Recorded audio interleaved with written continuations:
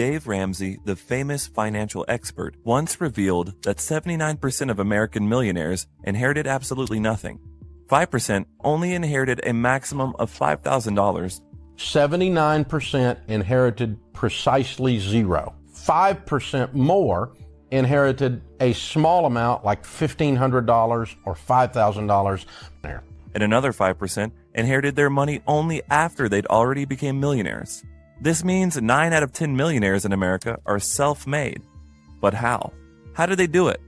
The answer lies in these 5 essential habits. If you want to be a millionaire, you should follow too. 1.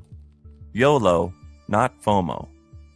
Globally acclaimed actor Shah Rukh Khan, with a net worth of $770 million, was once asked by a fan how he rose from nothing to become one of the world's biggest film actors. He had a simple reply. He said, "There is nothing like taking it easy in life. To become big, rich, and famous, you have to make sacrifices. There is no other route."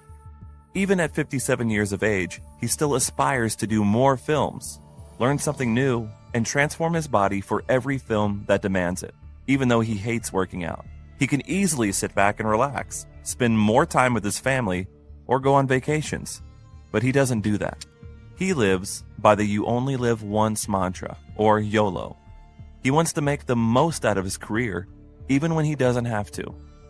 On the other hand, most of us average people live in FOMO, or fear of missing out. We constantly check what our friends are doing, what pictures they're posting on Instagram, and where they are going on vacations. We feel like not doing these things would make our lives drastically less meaningful. But what actually makes our lives less meaningful is not having the financial freedom to live life the way we want to. The time we waste due to our FOMO can be better utilized in building wealth that will last our lifetime and secure our family.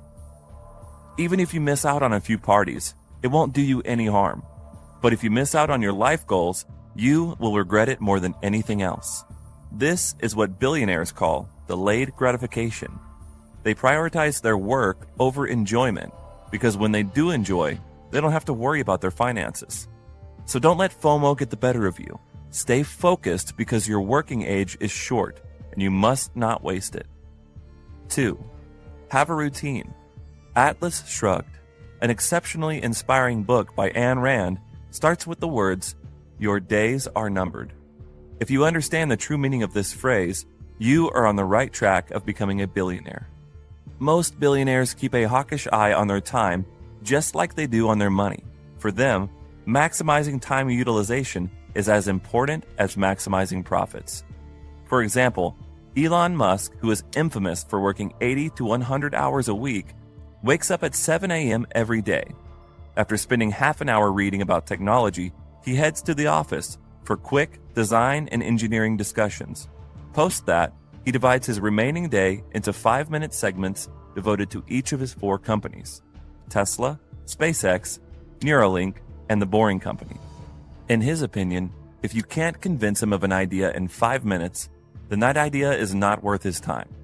He leaves the meeting abruptly if he feels his time can be better utilized elsewhere.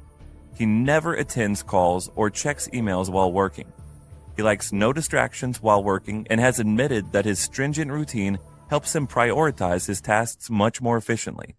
After a hard day at work, he returns home at 10 p.m., spends some more time reading or watching anime before going to bed at 1 a.m.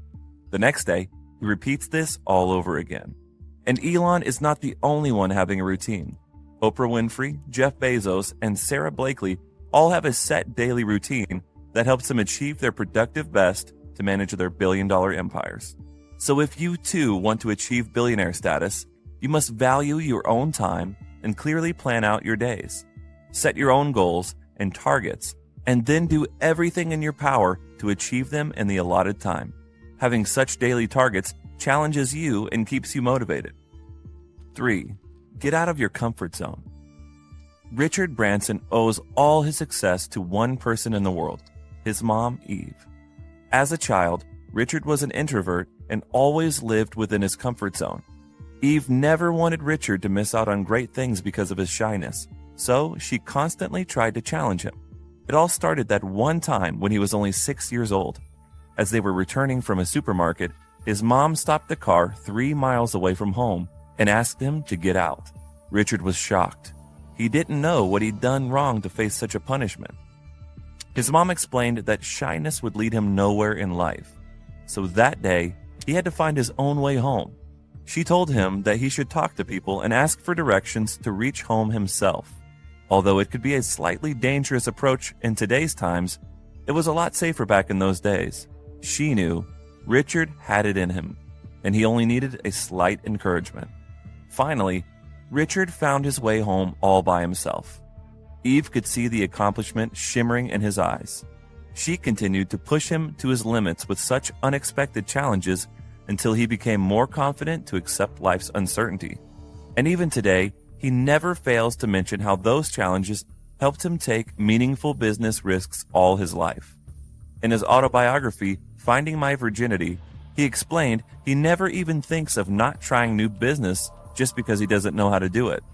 Constantly learning new things is his life's mantra, and he prefers getting out of his comfort zone with every new business idea.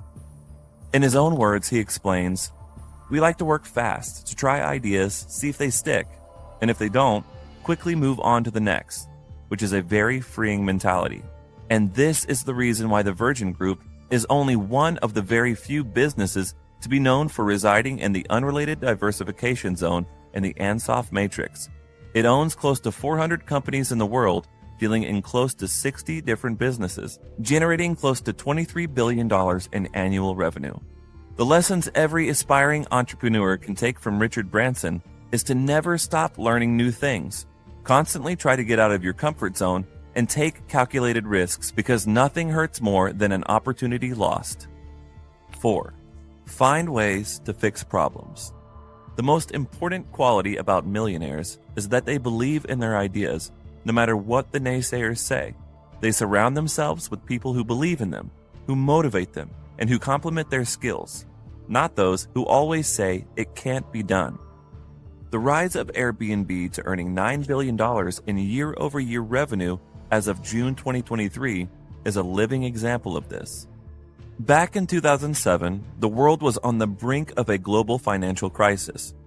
Two friends and roommates, Brian Chesky and Joe Gebbia, were struggling to meet their $1,150 rent of their San Francisco apartment, but fate knocked at their door in a strange form. Being designers themselves, they were aware of the ISDA's prestigious International Design Conference being held in the city, which attracted designers from around the globe. But San Francisco's hotels were all full. Demand exceeded supply, and hotels saw this as a huge profitable opportunity to charge higher tariffs. Hearing about this, Joe and Brian got the idea of renting out their spare room to 3 designers for much cheaper. All they provided were 3 air mattresses, breakfast in the morning, and a roof over their heads. No frills. When they made $1,000 in just one weekend, they immediately thought of starting Airbnb. Joe contacted his old roommate, Nathan Blaharchek, who later became a co-founder, to create their website. This website allowed the local residents to list their spare rooms for any event held in the city at rates cheaper than the hotels. Gradually, they got 800 listings on their website, but events took place only once in a while and properties remained vacant the rest of the time. Property owners didn't like this and started unlisting their properties. To prevent the exodus, Brian, Joe, and Nathan knew they had to provide bookings all year round, but that needed mass advertising, which needed funding. It was the middle of a recession, and no investor was interested in funding a startup heavily dependent on travel, providing much fewer facilities than a hotel, making only $200 a week. They thought that it was a completely crazy idea. The founders still tried to fix the problem instead of giving up. They realized all the listings had poor photos and short descriptions that repelled guests. They maxed out their credit cards and went to each property themselves, got professional photos clicked, and listed them on the site. Soon, their revenue became $400 a week. These photos attracted the famous drummer Barry Manilow, who wanted to rent the entire house for his crew. Till then, Airbnb only rented a room as the owner stayed on the premises, but soon the founders realized that their business had a higher potential in the slowly developing vacation rental market. Once Barry posted his stay photos on the website, Airbnb simply kicked off. Soon after, Sequoia invested $600,000, and the rest is history. Airbnb's success is inspiring for every person trying to create a market of his own. The founders stuck with their idea through thick and thin. They knew they were onto something, and it was just a matter of time. They had a problem-fixing attitude. They tried to fix things, and that's what made Airbnb into a billion-dollar company today. 5. Take time off from your business. There is a very famous proverb, sleep on it, which simply means, instead of making decisions in the heat of the moment, take some time to think about the situation. While making the most of your working life is a great way to reach financial freedom, constantly working on it and not taking some time off for yourself makes you inefficient. Therefore, it is important to take periodic breaks. Even Bill Gates practices this principle in his life. He mentioned on his blog Gates Notes that no idea can become crystal clear when you are thinking too fast. In his words, it's not always a eureka moment. Ideas take time to pan out, and you should let them take their natural course of action. He prefers taking a whole week off in a year when he goes to a secluded cabin and spends time reading, thinking, walking, looking into new ideas, and relaxing. He has even developed this culture where anyone in the company can send him their new ideas, and he thinks of the select few during the Think Week to see whether they can be transformed into a business.